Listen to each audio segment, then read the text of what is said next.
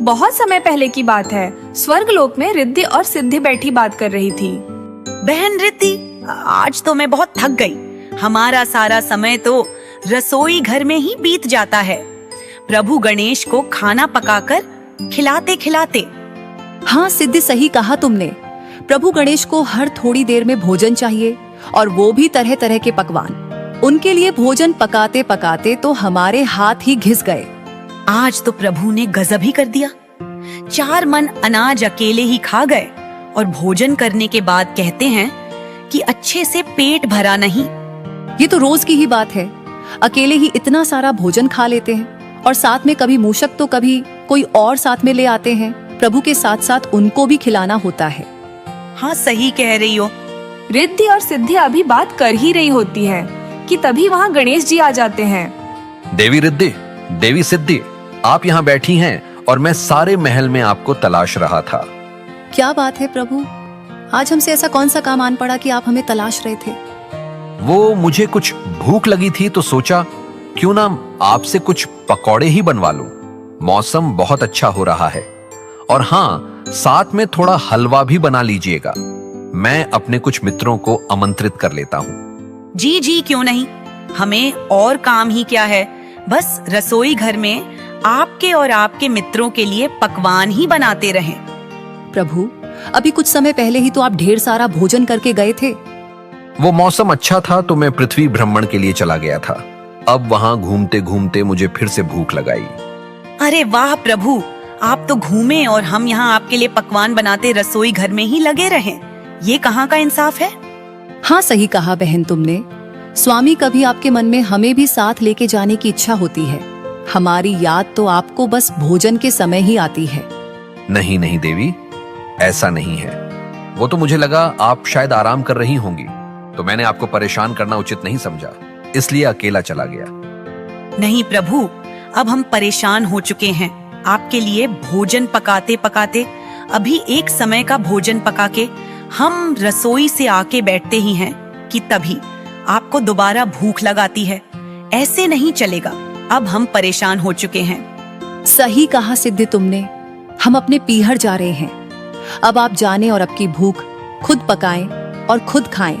हम शुभ और लाभ को भी यहीं छोड़े जा रहे हैं। अपने साथ साथ उनको भी पका के खिलाएंगे, तब आपको पता चलेगा। ऐसा कह के रिद्धि और सिद्धि सामान लेके अपने पीहर चली जाती है और गणेश जी देखते रह जाते हैं। ओहो, ये दोनों तो चली गई। मैं तो भूख से तड़प रहा हूँ। अब क्या करूं? चलो रसोई घर में जाके देखता हूँ, जो कुछ मिलेगा वही खा लूंगा।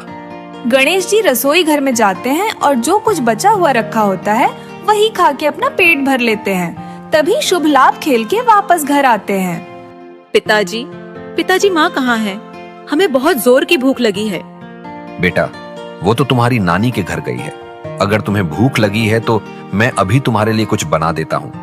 उस समय तो गणेश जी बच्चों को रसोई घर से कुछ खाने को दे देते हैं, लेकिन उसके बाद वो बड़े परेशान हो जाते हैं कि करें तो क्या करें, क्योंकि शाम होते होते उन्हें भी थोड़ी और भूख लग जाती है। ऐसे कैसे काम चल पाएगा? मुझे तो सच में थोड़ी थोड़ी देर में भूख लगती है। अब क्या करूं? देखता हूं कहीं से कोई आमंत्रण आया हो तो वहीं जाके अपनी भूख मिटा लूंगा। साथ में शुभ लाभ को भी ले जाऊंगा। अरे ये क्या? सभी आमंत्रण पत्रों पर रिद्धि सिद्धि संग गणपति का आमंत्रण लिखा है। अब इन पे बिना रिद्धि सिद्धि के तो जा नहीं सकता। अब क्या करूं? हाँ, ऐसा करता हूं, माता पार्वती के पास ही चला जाता हूं।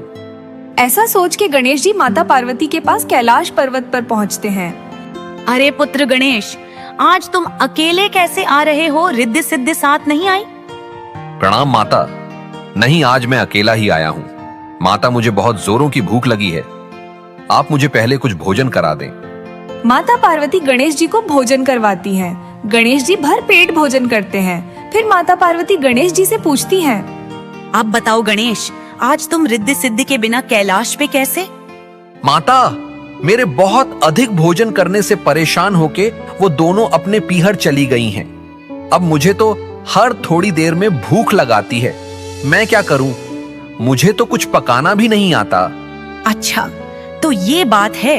गणेश, तुम भी उन्हें इतना अधिक परेशान कर देते हो। चलो मैं तुम्हारे साथ रिद्धि और सिद्धि को मनाने चलती हूँ। शुभ लाभ को भी साथ लेते हैं, चलो।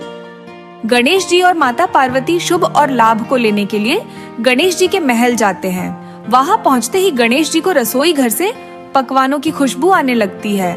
माता पार्वती और गणेश जी रसोई घर में जाते हैं तो देखते हैं देवी रिद्धि और देवी सिद्धि रसोई में तरह तरह के पकवान बना रही होती हैं। अरे देवी, आप दोनों, आप कब आई? हाँ प्रभु, हम। प्रणाम माता, प्रणाम पुत्रियों।